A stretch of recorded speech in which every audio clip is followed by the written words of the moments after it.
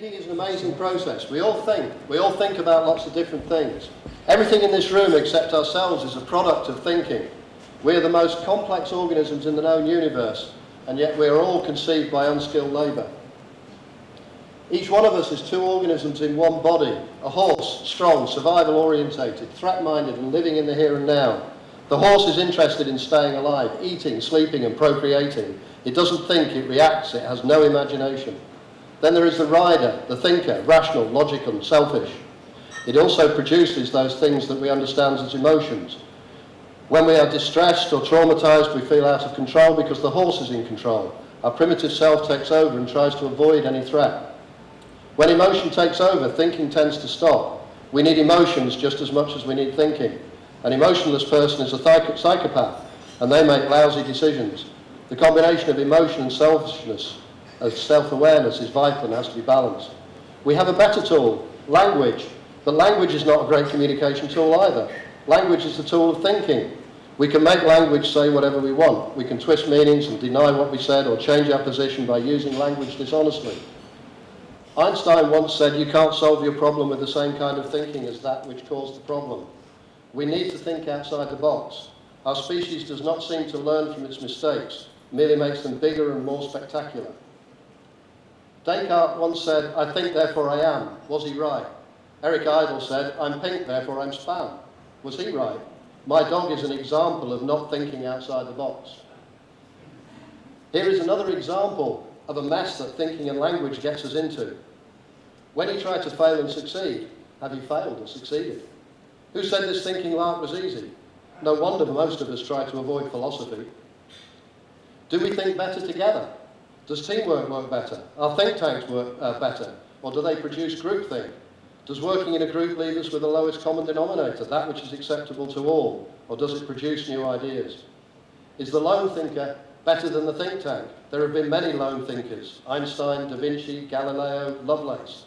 All incredible thinkers who have changed the world. There are other thinkers who've changed the world too. Hitler, Saddam Hussein, Gaddafi. People who did not make the world a better place. Is positive thinking better than negative thinking? How we think determines how we view the world and determines the way we interact with it. The more negative or threat-minded our thinking, the more we avoid the world around us. The more annoyingly positive we are, the more the world avoids us. Money is a concept thought up by Croesus to make the exchange of goods easier. Now money is a product in its own right, bought and sold. Money is the product of thinking, and most of you will pay for that thinking for the rest of your lives. Some of us will use their thinking for criminal or devious purposes. Thinking has made money more important than people. People all over the world are dying because the rich countries and powerful men think that money and the power it brings is more important than people. What about our sex lives? Boys are supposed to think about sex 100 times a day. Are you girls any different? We use our ability to think in order to plan our activities in relation to our sex lives. We make ourselves interesting and attractive in the hope that those that we desire will notice us.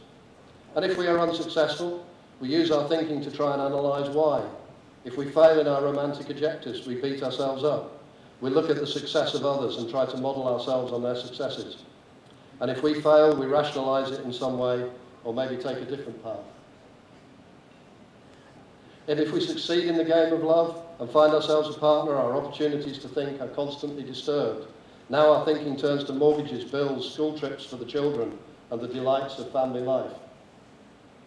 And so in time our thoughts turn to other subjects. Alcohol. Alcohol suppresses thinking. It increases our sense of threat. It makes us anxious, so we drink more to hide the anxiety. Alcohol is the product of some very clever thinking. It is a way of making contaminated water drinkable. In your pockets or handbags is the result of an incredible thought process. Each time every one of you uses your mobile phone, you are applying the laws of quantum physics. The ability to make us think has made us the most wasteful creature on the planet. We use up more resources than all other creatures put together. We are enjoying luxury that has never been possible before. The consequence of this is that we are sitting on 270 years of industrial scrap. Our thinking both creates and destroys. It is time to think about how we can use our thinking more positively, more effectively, and not be shackled and blindfolded by the rat race. It is time we thought about the consequences for the generations to come after us and begin to harness this incredible and unique ability for the benefit of us all. Thank you.